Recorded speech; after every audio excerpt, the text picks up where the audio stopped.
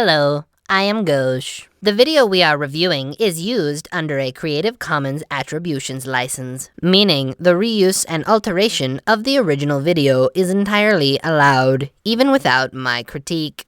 I will, however, be critiquing it anyway. I would like to talk about a video from a YouTube channel called The Female Sex. As you might imagine, it is a feminist piece. This is not a very large or well-known channel from what I can tell, as the view count ranges from hundreds to tens of thousands. I cannot quantify this, however, because the subscriber count is disabled, as are likes and dislikes. I do commend this individual, though, for allowing comments. Good job. This is T.T. James. She is a blogger with a focus on the issues of sex and race. I wish her the best and hope that she achieves success in this field. However, it might be difficult to do so based on what is presented here. Hi, it's TT, the Angry Black Woman here. Hello, I am Gauche. With the 5th vlog in the Black Female Empowerment series. This is Black Women and Feminism. I am on the edge of my seat. So whenever I hear a man complaining or attacking women about things like abortions or child support and custody or things like government benefits, then I know that I'm dealing with a bona fide PUSSY. Interesting start. We are so few seconds into the video and we have already resorted to name-calling. I anticipate that this video may focus more on feeling than it does on logic. Because that man is weak and afraid to fight the actual puppeteer. The puppeteer of that woman he was just attacking? The puppet master. Instead, he decides to stay upon the surface and attack the women because he's too weak to go fighting the ones who are really in control. The surface of what? In control of whom? I do not understand. And the ones who are really in control are the men. The men should be fighting the men?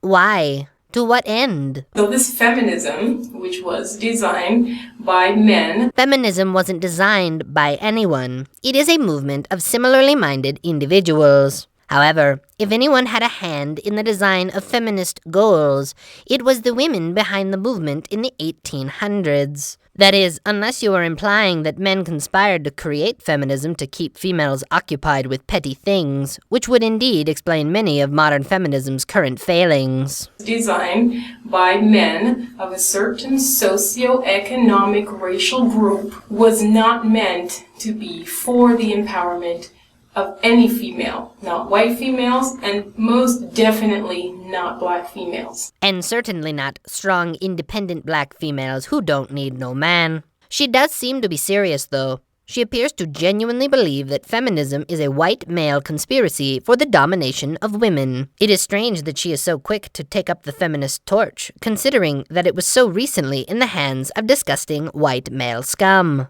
I got a message recently from a young lady, a white woman, who felt that she needed to let me know that I shouldn't let white women off the hook when I make certain videos, that white women are at fault. White guilt is a powerful thing.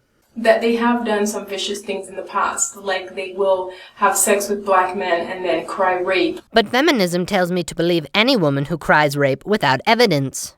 Does this not count if the man in the scenario is black? Or that behind every racist white man is an even more racist white woman. You know, that old adage. But here's the thing with that. The only reason why there was a racist white woman behind a white man is because the white man at the time, he needed to continue on his legacy and he needed to make more white babies, and that's why the white women were important. So they needed to maintain the white race, and that's why they needed white females. That actually kind of explains why men, who all surely hate women, would ever be willing to get married. They are compelled by their racism to overcome their sexism in pursuit of a perfect racial lineage. You are extremely clever with your conspiracy theories. Also, what were black people doing at this time in history? Was there a similar black male conspiracy that kept black women making black babies? I have so many historical questions. But if white women were really in power, if they really had power, then why did they have to fight for the right to vote. Because voting was previously based on land ownership, and very few women owned land. This is an example of a time in history where the rules were not originally in place to oppress anyone, but because of a correlation, it became oppression later. Women were previously allowed to vote if they owned land, but because everyone was accustomed to females not voting, the government later rescinded that right, assuming that you are referring to the United States of America. Because it was always a man's game. Not always. White women for 100 years plus have been fighting with the white man in order to get some of that white power from the white man, and still they haven't gotten it. It is not as though a white woman is currently running for president of the United States of America for the second time right now, or anything. But the reason white women still haven't gotten what they were after all this time is because all they were after is rich white man power. And we know rich white man power is not real power. We know that already. Maybe I should have watched the first 4 parts of this series. It appears that I am behind on the lesson. Also, your logic here is nonsensical. Because the power that white women wanted is not real power, they are therefore unable to obtain this power. This relies on the false assumption that because the power is fake, it is therefore unobtainable. We know that the power is obtainable because of all of the individuals who have already obtained it. Rich white man power is dependent on fiat currency. And we all know how unreliable Italian cars are. And in order for the monetary system to work, people have to be ignorant, fearful, and in shame. Fiat currency is the money established and regulated by the government. It is the official currency of the country in which you live. I cannot imagine a way that ignorance, fear, or shame could possibly make a system as simple as money work or not work. No one has ever been asked to verify their shame before making a withdrawal. The only power they have is the power that the people seem to be giving to them for this fake money. Money is fake in the sense that it is only representative of a person's wealth, but that doesn't make it any less real, and it certainly doesn't make it any less powerful. There are very few things as powerful as money. $400. Drink it until you throw up, and the money's yours. White feminists have no power. They never did, and they never will. That seems rather pessimistic and almost discriminatory. I should point out a phrase that James uses throughout the video, to be clear that I know what she means. When she says the phrase white feminists, she probably does not mean all feminists who are white. White feminists are people who practice white feminism, and white feminism, as opposed to intersectional feminism, acknowledges only issues faced by women, and not issues faced by people who are both women and also members of other oppressed groups, such as racial minorities.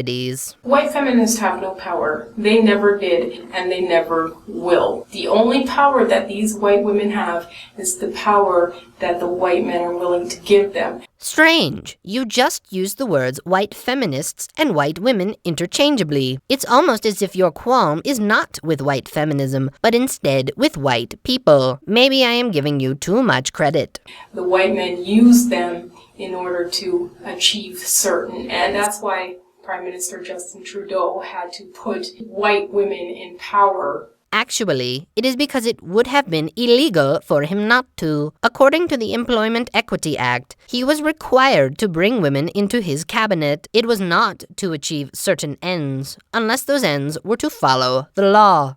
Simply because, well, it's 2015. Man, it's the 90s! Or it was 2015 when he did it. If it wasn't 2015, then would those white women have been selected for the position? And that's not to say they're not qualified. Go on. Anybody can be qualified for the job of running parliament. Not to question their qualifications or anything. Because all the rules are already written down. All you really have to know how to do is read and write. This is why doctors are not required to go to medical school. As long as they can read and write, they can just look it up in the medical books that have already been written. Fun fact. But this man had to put them there. He had to stick those women in a position of power because they wouldn't otherwise get there on their own. No one can get to the Canadian cabinet on their own. They are not elected, they are chosen by the Prime Minister. After all these years, white feminists have done nothing but prop up the system. What system? The Canadian government? Instead of tearing down this system and fighting for the actual rights of women, what they did instead was fight for the right to reach some glass ceiling. The glass ceiling is a bad thing. It's the level women are unable to pass through. Feminists want to break the glass ceiling, not reach it. This is very basic feminist theory. Why am I, gauche, telling it to you? Fight for the right to climb some corporate ladder, fight for the right to make it into some boardroom, to play political games with men and war games with men. That's not what real feminine women do. We don't war, we don't politic. Do you stay at home and bake cookies? I do not understand. What does real feminine women mean? It sounds like you may be pushing for some strict gender roles, which would keep women out of government and business management. But because these white women are ignorant and fearful, what they do now in order to get some of that fake power is they go and they steal real energy from women of other cultures. How can they obtain fake power through real energy? How did they know to do this? Why do other cultures have this energy? What does that even mean? And how do they do that? Yes, that question also. Well, they take up certain causes when it suits their need. You're saying that white women obtain fake power by showing support to causes that affect other cultures. I do not understand. When Janice Talton Jackson was shot recently outside of a nightclub by a no-pussy-getting mother, it appears that you are back to name-calling. I did not censor that clip, by the way. She imposed that on her own content. White women didn't make a peep. Many news sources appear to have reported on this story. However, I see that it didn't get the type of publicity that many shootings and murders of black people do. The reason for this, rather than a racist impulse to ignore the value of black female life, could be because the alleged shooter, Charles McKinney, looks like this. Black-on-black crime doesn't particularly suit the narrative of the media today. Many reporters and news organizations, some of whom might even be white females, may have felt compelled to report this quickly and then sweep it under the rug. They are trying to protect the overall image of black people. But when a white porn star was raped by a male porn star, white feminists or white women were all over it. Male-on-female rape suits the current narrative perfectly. It paints women as victims and men as monsters. Also, porn stars Stoya and James Dean are famous people. In addition, it allows news organizations to use sexy words like porn and maybe even some photos. This encourages maximum viewership. You can see that these two examples you just happened to cite might be very, very different. White women didn't talk about Daniel Holtzclaw raping black females. They talked about females being raped by cops in general. They talked about sex workers being raped by cops. They even talked about junkies being raped or being abused. But none of them would even focus on the fact that it was black females who were targeted. They will not do that because white women are not going to come to the defense or to the rescue of black women. When reports of a crime are published and they say things about black male committing such and such crime, or even use code words like thug, this is the media skewing the way that we view a story by focusing on race. This is a bad thing. But when a black person is a victim, you want the media to focus on her race. Why? Would it not be more progressive to ignore a person's skin color entirely and instead focus on who they are as a person? Of course not. We need to talk about why so few black women were invited to the Oscars. You know, all of those very famous black actresses who are consistently getting work in Hollywood, but who are completely ignored by the Academy solely on the basis of skin color. All of those actresses that we could all so easily name. Also, the example you cited didn't fit the current narrative of the media. Why? Daniel Holtzclaw was convicted and sentenced to more than a lifetime in prison. Justice was served. And on top of this, the jury that sentenced this non-black man for raping black women was entirely white. It was too neat and tidy of a story. News outlets have a negativity bias. They want outrage. Justice served is a fine storyline for children's cartoons, but the news needs to make you keep on tuning in, because you cannot believe what is happening, and you cannot guess what will happen next. Unless what we go through somehow fits their narrative or fits into their agendas. Why is it so important that someone come to your rescue? Or rather, I should say, the rescue of members of your race. You are an adult. You have autonomy. You are an individual. You cite these cases of rape and murder and say that they are your struggle. You say the phrase, what we go through. But you didn't go through any of that. You are a privileged individual living in Canada, having nothing to do with any of these real victims of rape and murder, and you lump yourself in as a victim because of the color of your skin. Why is making an entire race out to be victims any different than making an entire race out to be something else, like criminals? Why would a person make it their life's goal to make everyone who looks like them or shares their genitalia, or both, feel downtrodden? I do not understand. Frederick Douglass is another example of how white women suck energy even from men in order to gain some of that power. What does it mean? What does it mean? Frederick Douglass at the time was fighting for the right to vote for free black men, or for black men in general. And at the time, there were white feminists or suffragettes who were fighting for the right of white women to vote. So these suffragettes got Frederick Douglass to come to one of their little conventions and speak on their behalf. And Frederick Douglass said, he wouldn't feel right voting or having the right to vote if women weren't able to do the same. Eventually, the 15th Amendment was passed, and the white feminists didn't even support that because they didn't get to benefit from that. This is simply not true, unless your definition of a white feminist is simply the bad ones. Feminists were split on this issue.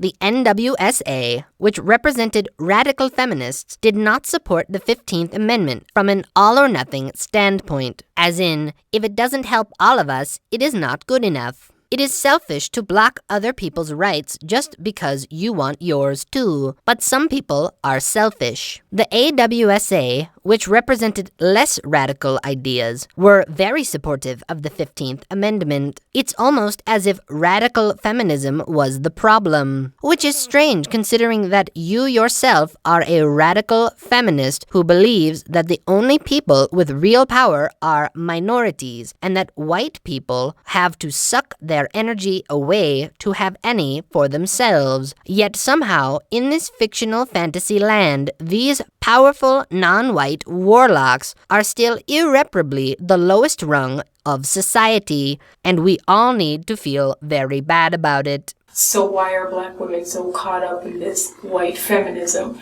when white feminists don't give a shit about black women? I don't think that they are. Who are these black women of which you speak? What are you talking about? Gloria Steinem, who is the feminist icon of our generation, she's getting old, and now she has to pass the torch. It's a little insensitive to talk about this woman like she's on death's door, is it not?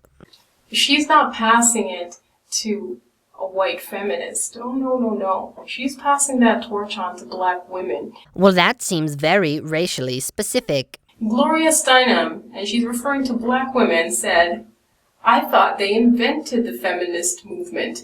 I know we all have different experiences, but I learned feminism disproportionately from black women. I realized that things being what they are, probably the white middle class part of the movement got reported more. But if you look at the numbers and the very first poll of women thinking about responding on women's issues, African American women were twice as likely to support feminism and feminist issues as white women. I sure could use a citation to such an odd and specific poll. Still, that makes logical sense. At the time of that event, black people and women were actually being treated unfairly. Of course they would care more about the issue, for exactly the reason you cited for those white women. They were in it for their own advancement. This is your time. No. The time which Gloria Steinem was talking about was your time. That is when uprising was necessary. Allow me to give you a visual representation. This is the idea of intersectional feminism. Here is a coordinate plane representing the way that people are treated. On this plane, let's say that the x-axis represents race and the y-axis represents sex. Let's say that 0 is being treated completely average by everyone. This line would then also represent average treatment, wherein your race compensates for your sex, or your sex compensates for your race. Green is positive treatment, and red is negative treatment. What intersectional feminists would have you believe is that women are oppressed, therefore they fall below 0. And black people are oppressed, so they fall below 0. Therefore, their negative treatment being squared. Being a black woman gives you a larger amount of victimhood than being a white woman or a black man. The reality is that black people are not oppressed to the degree intersectional feminists would like you to believe, and neither are women. Western society offers enormous benefits for falling into one of these victim categories, including money for school, opportunities for jobs, and even opportunities to speak out of turn. Thank you, Seattle, for being one of the most progressive cities in the United States of America. If you do not listen to her, your event will be shut down right now. We are trying to be reasonable. We are going to give you the mic after Senator Sanders. All right. All right. We're shutting it down. How long are we going to go?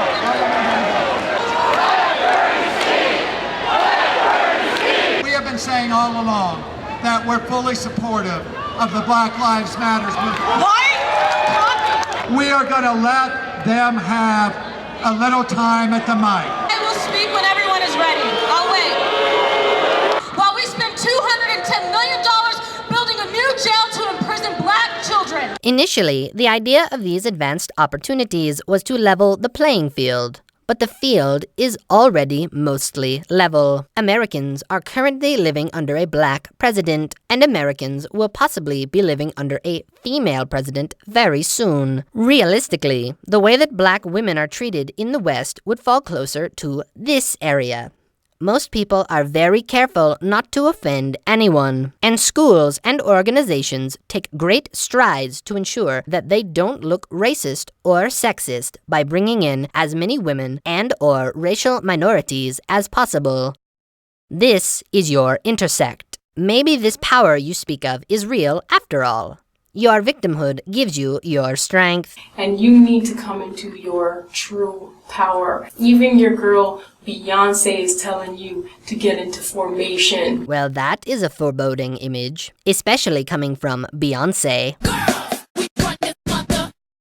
Because even she knows it's time. Even her handlers knows. Even her handlers knows? Even her handlers knows that it's time. You have a power that even white men covet and have worked for centuries to suppress and to keep for themselves. How could they keep this mythical power to themselves while also suppressing it? And why am I even arguing about the logic behind mystical power based on a person's skin tone? This is what racism looks like. It is a true, deep-seated belief that your race is better than another race for unquantifiable reasons because you feel it. As black females, truly powerful beings, you have the option to either change the system, manipulate it, or you can continue being a cog in the wheel of a failing system. Or you can be an individual and do whatever you want because you want to do it, especially considering your superpowers, which apparently everyone knew about but gauche. No matter what choice you make, a white feminist is not going to be able to help you either way. We'll see you in the next one. At this point, I do not think she distinguishes white women from white feminists, and I think that she actually believes that all white men are responsible for everything bad that happens to a woman at any given time. This would be a scary message for men everywhere if it wasn't coming from such an outlandish place of power fantasy. I am Gauche. Goodbye.